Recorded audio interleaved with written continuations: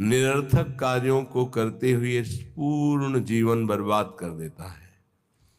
और भक्ति का कृपा पात्र प्रत्येक क्रिया, प्रत्येक समय, प्रत्येक वस्तु सद में अर्पित करके वो सद स्वरूप हो जाता है। माया असत है, जड़ है, भ्रमात्मक है, दुखमय है। भक्ति सद है, महासुख प्रदान करने वाली है और प्रकाश स्वरूप है, इसलिए इसमें भ्रम हो ही नहीं सकता है। इससे भ्रम का नाश होता है। जो भक्त हैं, जो उपासक हैं, उनके लिए ये बात है। संसारी पुरुष तो प्रभु को कुछ मानते ही नहीं, कुछ मानते हैं तो केवल एक अपने सुख को पाने के लिए उनको साधन मात्र समझते हैं, साध्य प्रभु को नहीं समझते। हे प्रभु मेरा ऐसा कार्य हो जाए, तो प्रभु हुए साधन और सांसारिक कार्य हुआ साध्य, कोई खास बात नहीं हुई। यहां भगवत प्राप्ति की जो चर्चा है उसमें है साधन संपूर्ण विषयों को बना ले, क्रियाओं को बना ले, वृत्तियों को बना ले और साध्य प्रभु को माने। यहां से प्रारंभ होता है भगवत मार्ग। नहीं, उसे हम भगवत मार्ग नहीं कहते हैं। जो केवल सांसारिक भोगों को, सांसारिक पदों को, सांसारिक वस्तुओं को सत्य मानता है और सुन सुनाकर कहीं ना कहीं प्रभु से इतनी आस्था रखता है कि हमारी सांसारिक कामनाओं की पूर्ति हो जाए, वो विषयी साधक है, उसे अभी परमार्थिक नहीं कह सकते। यद्यपि भगवान उसे उदार ही कहते हैं। जैसे पिता से कोई मांगे तो पिता दुलारवश कहता है तुम्हें धन्यवाद, तुमने हमारी मर्यादा रखी, किसी और से न मांगकर हम ही से मांगा। इसी तरह प्रभु कहते हैं उदार है, आर्त या अर्थार्थी या जिज्ञासु। पर ज्ञानी को अपनी आत्मा कहा है। ज्ञानी अर्थात जो ये जान गया है कि संपूर्ण संसार एकमात्र सत्य परमात्मा है, प्रभु है, और मेरे जीवन का लक्ष्य उसी प्रभु को प्राप्त करना है। ये भूल भुलैया के मार्गों को कहीं धर्म नहीं कहा जाता। त्यज लोक धर्मान, लोक धर्मों का त्याग करने की बात कही गई, ये भूल भुलैया है। श्री भगवान जगत गुरु हैं, वही कह रहे हैं सर्वधर्मान परित्यज्य माम एकम शरणम व्रज। मेरी एक शरण में हो जाओ। मनुष्य जीवन का लाभ शरण में हो जाना है। शरणागति का तात्पर्य है तदर्पिता अखिलाचारिता तद्विस्मरणेन परम व्याकुलते। एक एक आचरण प्रभु के अनुकूल हो और निरंतर प्रभु का स्मरण हो। स्मरण में थोड़ा भी विस्मरण बर्दाश्त न हो, यही जीवन का परम लाभ है। यही जीवन का परम लाभ। ये बड़े बड़े सिद्ध संतों की बात है। स्मरण हमारे जीवन की परम उपलब्धि है। निरंतर स्मरण, ये सिद्धावस्था की तरफ पदार्पण हो रहा है। सिद्धावस्था आवागमन से मुक्त, प्रभु के नजदीक निरंतर सेवा, रूप रस, प्रेम रस, इसका रसास्वादन करते हुए अनंत काल तक महासुख में डूबना। श्रीपाद प्रबोधानंद जी महाराज कह रहे हैं आप अपने द्वारा अपना नाश मत कीजिए। कोई किसी का नाश नहीं कर सकता, आप अपने द्वारा अपना नाश करते हैं। अगर कोई ये कहे कि किसी ने शाप दे दिया उसका नाश हो गया, तो उस शाप में उसका कर्म ही प्रधान है, ना कि किसी का शाप। उसका कर्म प्रधान है। कहीं भी शाप दिया गया हो तो हमें ये दिखाना कि वो निर्दोष है और उसको शाप दिया गया और शाप लागू होकर उसको नाश कर दिया। कहीं भी हमें बताना खोज के इतिहास में। मुनिन का क्रोधो मुक्ति दातार। अगर संतों ने कभी किसी को दंड दिया है, शाप रूपी दंड, तो सीधे भगवत प्राप्ति हुई उसकी। जैसे नलकुबर मणिग्रीव, परम पावन भागीरथी अलकनंदा में, आकाश गंगा में अपवित्र दशा में थे।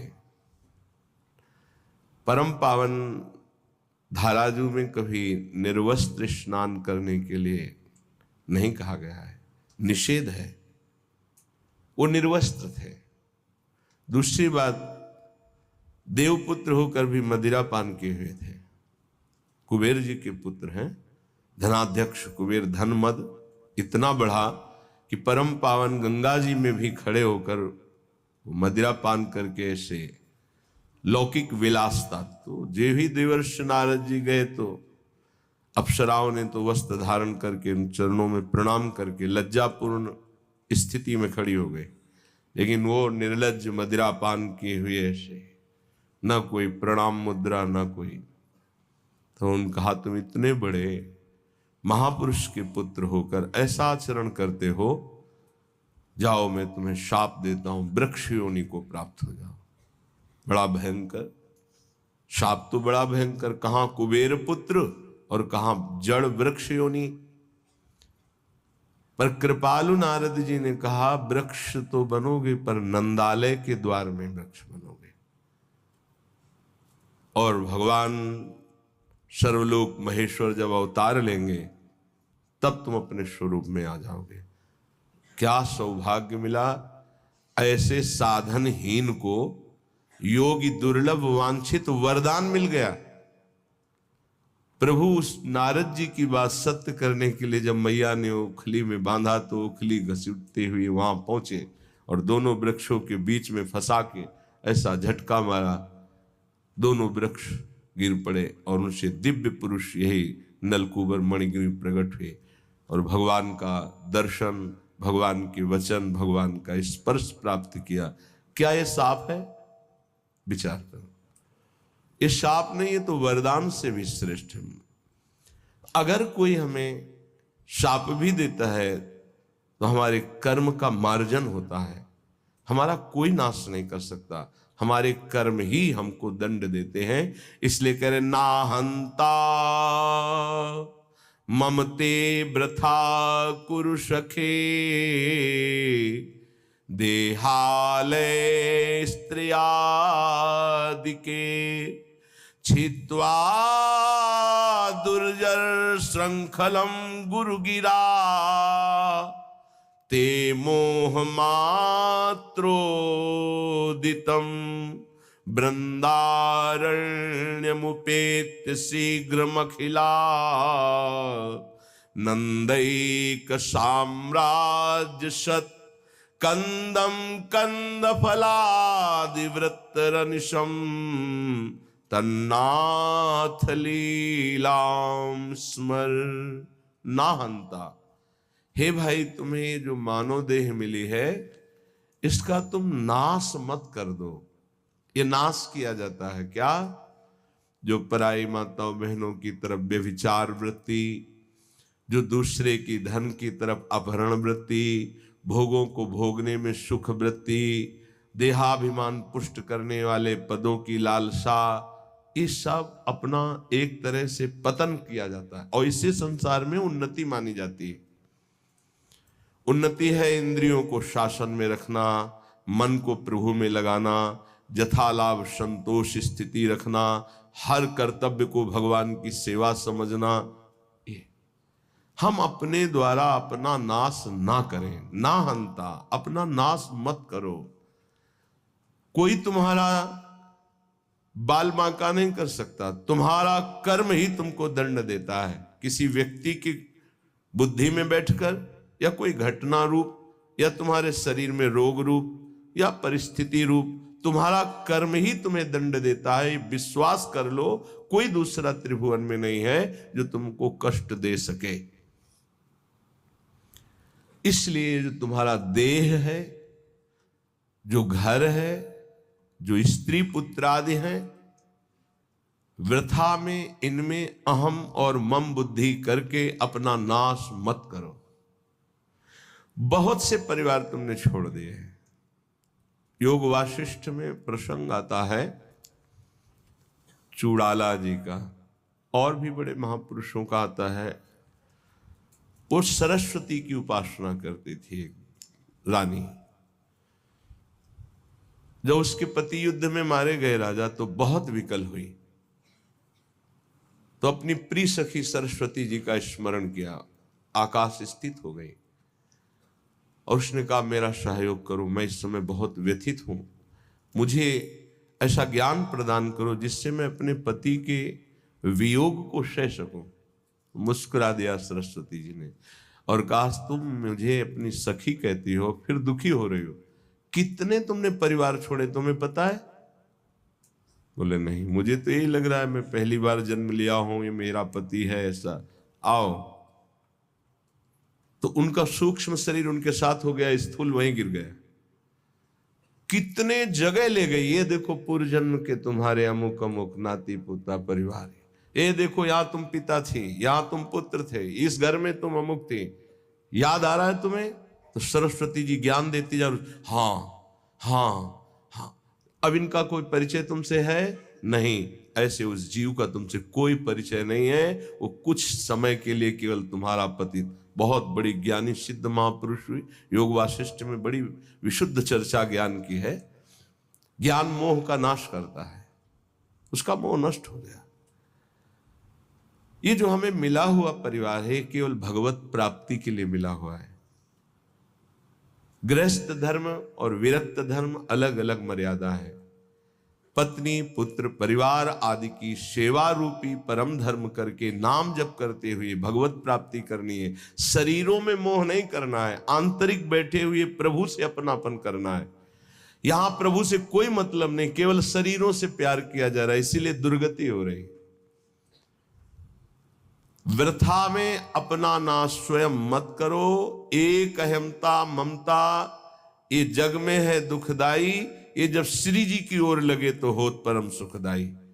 इसलिए तात मात सुत दार देह में मति अरुझे मति मंदा। अय मतिमंद, तू अभी समझ नहीं पा रहा, तेरे समय को केवल नष्ट किया जा रहा है। ना तेरी कोई पत्नी, ना कोई पुत्र है, ना कोई तेरा कोई सगा संबंधी है।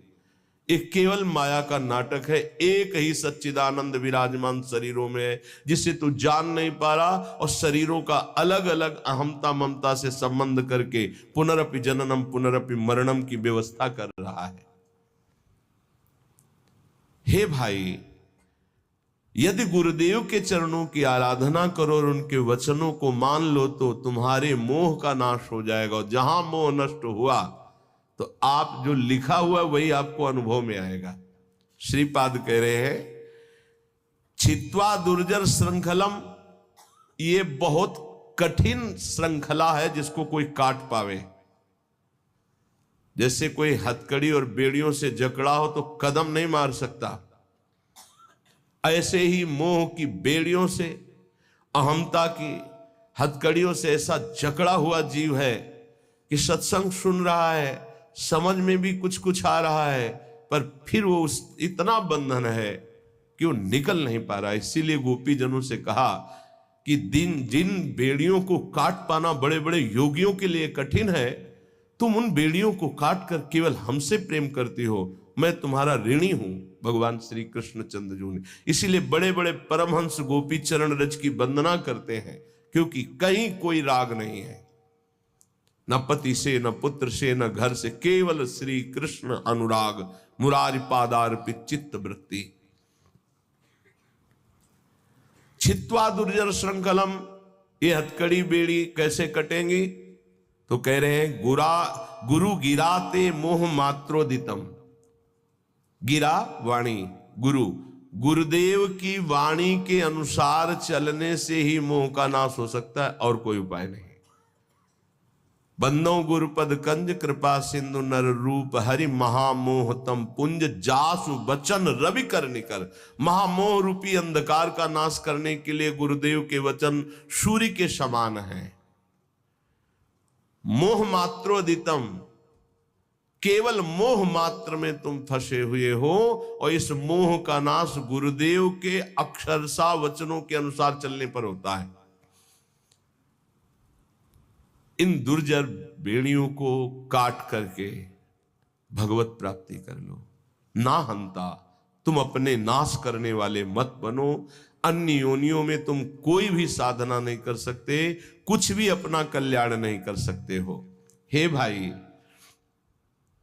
यदि तुम्हें मृत्यु लोक में बहुत साम्राज्य सुख मिल जाए तो भी वो केवल एक स्वप्न है।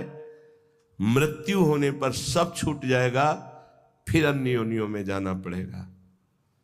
इसलिए शीघ्रातिशीघ्र वृंदावन आ जाओ, सत्संग सुनो, बिहारी जी राधा वल्लभ जी के दर्शन करो, रजरानी में बैठकर कुछ नाम जप करो और प्रार्थना करो धाम से, धामी श्यामा श्याम से कि संसार के कार्य धर्म पूर्वक करते हुए आपका सदैव नाम जपते हुए जीवन की शाम हो जाए। बस मेरी जीवन की पूर्णता हो, आपके आज्ञानुसार कर्तव्य कर्म करते हुए, नाम जप करते हुए, आपका स्मरण करते हुए प्राण छूटे। बस चाहे जहां छूटेंगे प्राण आप भगवत प्राप्त होंगे। यदि नाम जप चल रहा है और धर्म पूर्वक आचरण है तो तुम संसार से विजयी हो जाओगे। ना कुरु मिथ्या देह गेहाद्यपेक्षाम मृतिमखिल पुमर्थ भ्रंशिकाम विद्धि मूर्धनि चल चल सुहृदद्यैवाभिमुखे न वज्रादपि चहृदि कठोरः श्रील वृंदावनस्य। ना कुरु, मत कर, गंदे काम मत कर। तुम्हारी बुद्धि ऐसी मलिन हो जाएगी कि न शास्त्र वचन सुनाई देंगे, न संतों के वचन तुम्हें सुनाई देंगे। सुनते हुए भी तुम उनका उपहास करोगे, उनकी बात नहीं मानोगे, ऐसी गंदी बुद्धि हो जाएगी। सच्ची मानिए, भगवान की कितनी विशुद्ध कृपा होती है जब मानव देह मिलता है। उसमें भी परम कृपा होती जब सत्संग मिलता है।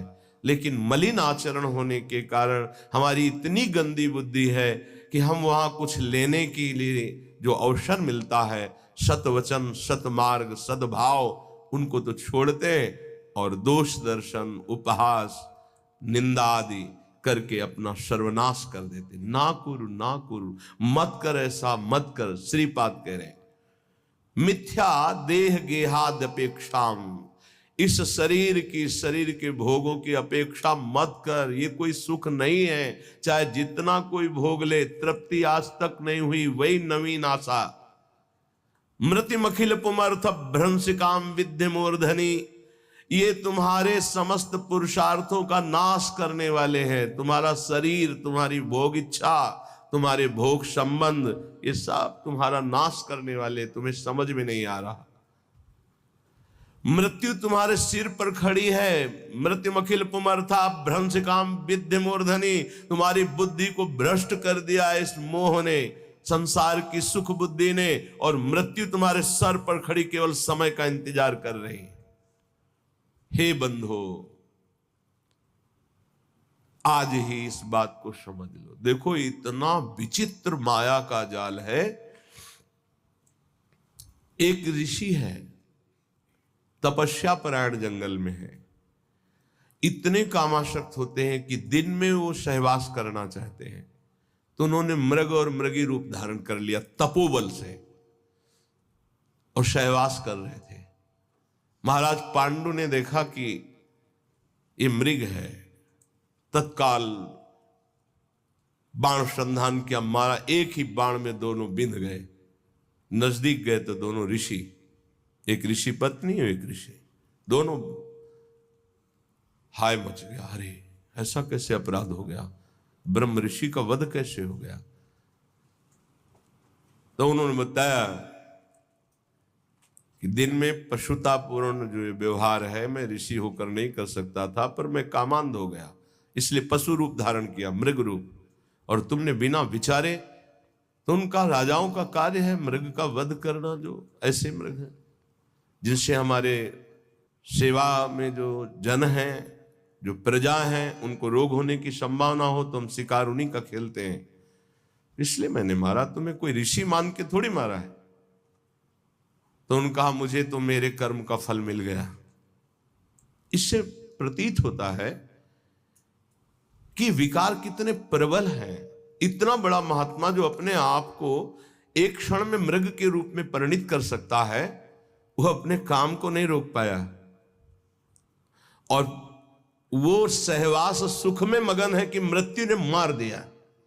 यहां कह रहे हैं मृत्यु मखिल पुमर्थ भ्रंशिकाम विद्य मूर्ति, तेरी बुद्धि को भोगों ने भ्रष्ट कर दिया है, पर तुझे यह पता नहीं कि मृत्यु तेरे सिर पर खड़ी है। हम बड़े आनंद में मगन हो रहे किन्हीं भोगों में, किन्हीं विलासिता में, और मृत्यु एक एक सेकंड गिन रही है। ये सेकंड गया, ये सेकंड गया, ये से, और ऐसा प्रहार करेगी फिर तुम्हारे पास कुछ भी बनाने के लिए समय नहीं रहेगा। मन पछते ही है और शर्मिते। इसलिए कह रहे चल चल सुहृद दैवाभिमुखेन वज्रादपि च हृदि कठोरहा श्रील वृंदावनस्य। कठोर कर ले अपने हृदय को वज्र के समान, किसी के भी मोह भरे आंसुओं में मत फंस, और सत्संग सुन और चल चल भगवत मार्ग में चल। गृहस्थ धर्म में रहते हुए, परिवार का पोषण करते हुए, नाम जप करते हुए, भगवत कथा गायन, भगवत कथा श्रवण, भगवत नाम कीर्तन, ये है चल चल चल। भगवत मार्ग में चल, गंदे मार्ग में ना करो, ऐसा कार्य मत कर, ऐसा मत कर कि तू अपना नाश कर ले। देखो महापुरुष जन करुणा करके कह रहे हैं वो तो भगवत प्राप्त है, उनको क्या फर्क पड़ता है, तुम माया में लगो या प्रभु में लगो। पर एक विशेष संतों के हृदय में प्रियता होती है, वही प्रियता डांटती है, मत कर, ऐसा मत कर, कठोर हृदय बन, इनके आंसुओं पे मत आ, सतमार्ग पे चल। चलो तुम ऐसे परिवार में हो जहां कलह हो सकती, तिलक मत लगाओ, मत कंठी बांधो, मत ठाकुर सेवा विराजमान करो, पर अंदर अंदर रो रो कर पुकार सकते हो राधा राधा। अंदर ही अंदर कोई जाने ना, भगवत प्राप्ति हो जाएगी। बात मान लो, भगवत प्राप्ति के लिए हम अपने जीवन को अन्य कोई आश्रय, अन्य कोई संबंधों में नहीं खोने वाले। भगवत प्राप्ति के लिए हमारा जीवन है। अब हम भगवत प्राप्ति करके रहेंगे। अगर हमारे ऊपर ऐसा शासन है कि हम बाहरी भागवतिक रूप नहीं धारण कर सकते तो ना धारण करो। झगड़ा कलह नहीं करना, पर राधा राधा करने में कौन जान पाएगा? चुपचाप अंदर ही अंदर राधा राधा। रावण कभी नहीं जान पाया कि विभीषण इतने महान भागवत हैं। जानने की भी कोशिश की तो भी नहीं जान पाया। ऐसी चतुरता से भजन किया, और पूरे भवन में लिखा हुआ था राम राम राम, राम नाम अंकित ग्रह शोभा। हनुमान जी महाराज ने यही देखकर अंदर प्रवेश किया कि लंका निश्चर निकर निवासा, यहां कहां सज्जन कर वासा, यहां साधु कैसे हो सकता है? क्योंकि साधु के ही मकान में भगवान नाम अंकित होते हैं, यहां साधु कैसे हो सकता है? राम राम। सूचना रावण के पास पहुंची थी कि राम राम लिखे हुए है, ये क्या है? आपका भाई है, महामंत्री पद में भी है, लेकिन आपका विरोधी है। गया मंदोदरी कहे ये कैसे? उनका प्रभु हम ये किसी और का नाम नहीं लिखे, आप और रावण रा, मंदोदरी मां राम। बड़ा प्रसन्न हुआ, हे सब गलत कहते, मेरा भ्राता मुझे बहुत प्रेम। भक्त कभी झगड़ा नहीं करता है। लात मारा तो भी झगड़ा किया क्या? तुम पितु सरिस भले ही मुहि मारा, राम भजे हित ना। अब खुल के बात होने लगी। पहले आग को बढ़ाओ, अंदर भक्ति की आग को, और जब इस कोटि की आग, फिर सब भस्म हो जाएगा, कोई तुम्हें छू नहीं सकेगा। 5 वर्ष के प्रहलाद जी का त्रिभुवनपति महाबलशाली हिरण्यकश्यप तनिक भी बाल बांका नहीं कर पाए। वही भगवान हमारे भी है। प्रहलाद जी के केवल नहीं, हमारे भी हरि है। इसलिए अपने भाव को छुपाकर पहले चिंगारी को ज्यादा प्रकाशित करोगे तो एक बूंद पानी में बुझ जाएगी, लेकिन जब ज्वाला हो जाएगी, हाँ, तो एक आग होती है जो समुद्र में भी पैदा हो जाती है, बड़वानल। आप देखो, हमने देखा है कि जल से भी आग निकल रही है ऐसे, वो जैसे ज्वालामुखी ना, तो जल से भी हमने देखा कि ऐसे लाल एकदम आग की लपटें निकल रही हैं। बड़ा विचित्र भगवान का खेल। जल भी नहीं बुझा सकते, जल में ही तो बड़वानल पैदा होता है, समुद्र में ही। ऐसे ही तुम्हारे हृदय में जब भक्ति का बड़वानल आ जाएगा तो पूरा संसार खिलाफ हो जाए तो भी कुछ नहीं बिगड़ने वाला। इसलिए अपनी भक्ति को जो चिंगारी हुई है उसे छुपाओ और बढ़ने दो, उसे बढ़ने दो।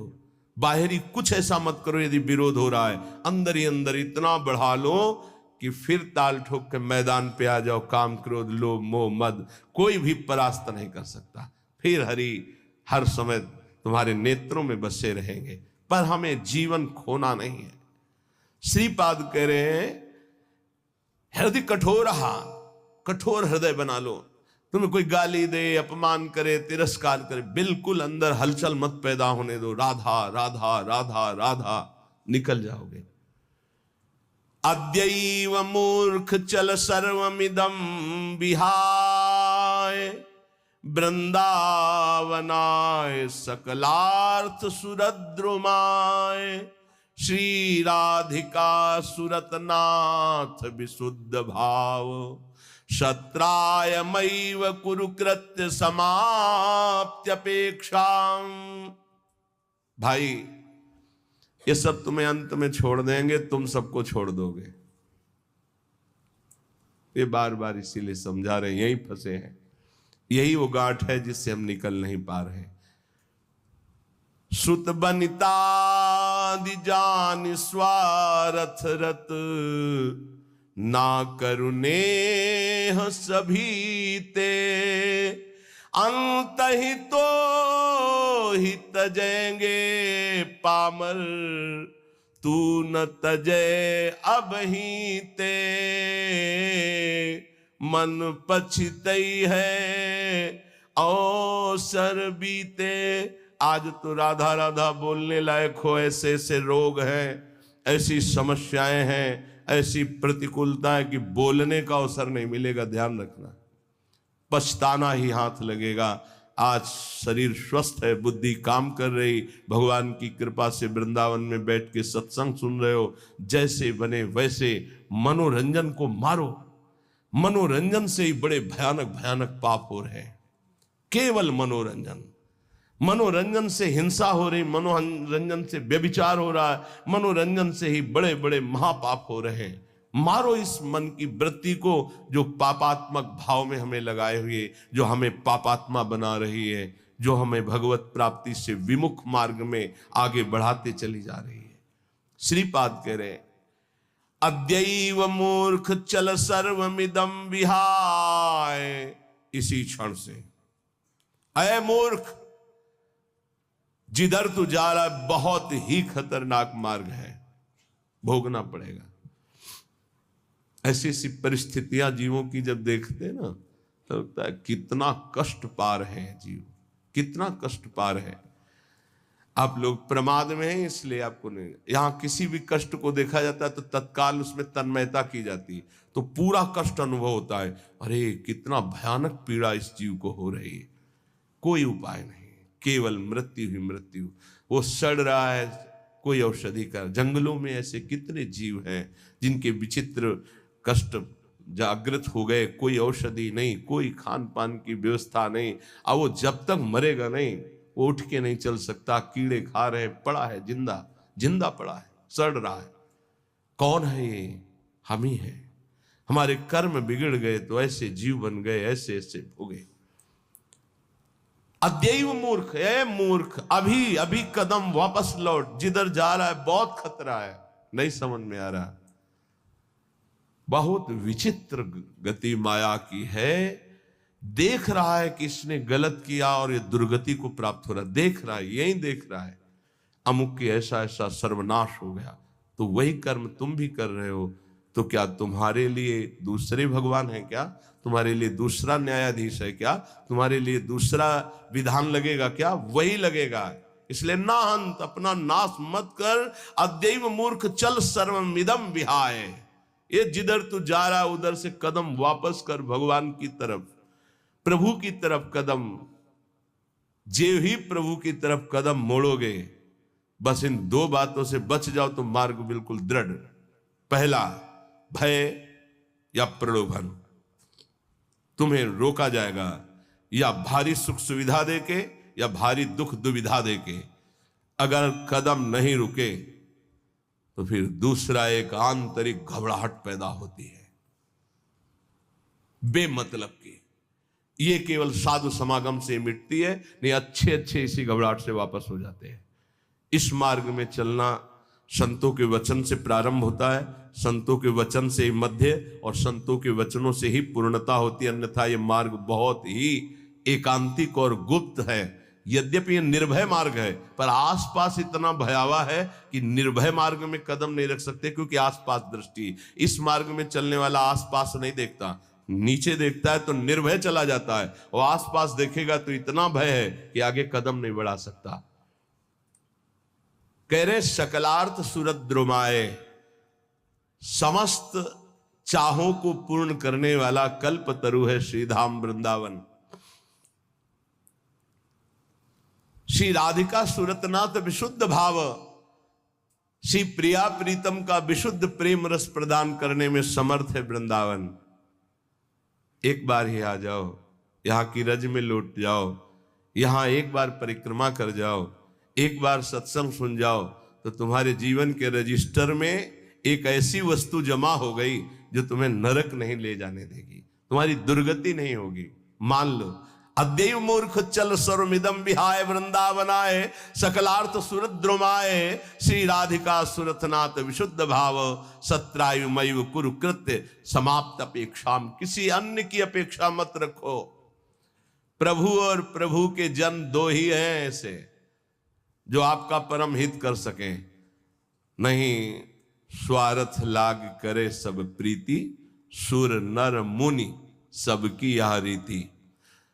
स्वार्थ रहित जग जुग उपकारी, तुम तुम्हार सेवक असुरारी। भगवान और भगवान का प्रेमी भक्त, ये दो ही ऐसे जो स्वार्थ रहित जगत का मंगल करते हैं, नहीं तो सब स्वार्थ वशात ही प्रेम करते हैं। तो कह रहे हैं कृत्य समाप्त अपेक्षाम, किसी और की अपेक्षा खत्म करो। भजिबे को दो ही भले, कह हरि कह हरिदास, या तो प्रभु और या प्रभु के प्रेमी जन। पूज्य परमहंस श्री राम कृष्ण देव जी, अमृतमय उनकी वाणी। अय उपासक, तुम कभी किसी से वाद विवाद न करो। बहुत अमृतमय वचन है। बहुत ही ऊंची स्थिति के महापुरुष हमारे भारत की शोभा है।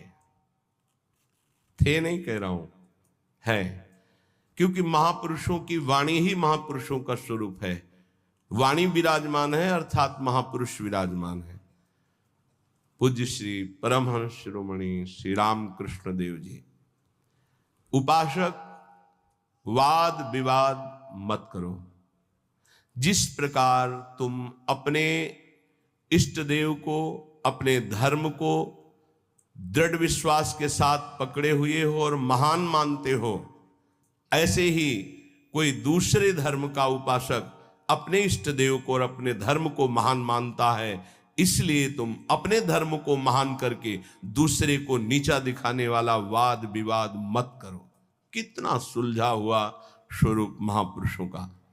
केवल वाद विवाद से तुम अपने धर्म और इष्ट देव को खो दोगे। दूसरे धर्म की निंदा करके, दूसरे के इष्ट देव की अवहेलना करके तुम अपने इष्ट देव और धर्म को खो दोगे, क्योंकि परमात्मा एक है और वही सब धर्मों का धर्म गुरु है, वही सब धर्मों का इष्ट है। परमहंस शिरोमणि श्री राम कृष्ण देव जी के वचन। किसी की निंदा अवहेलना नहीं करनी।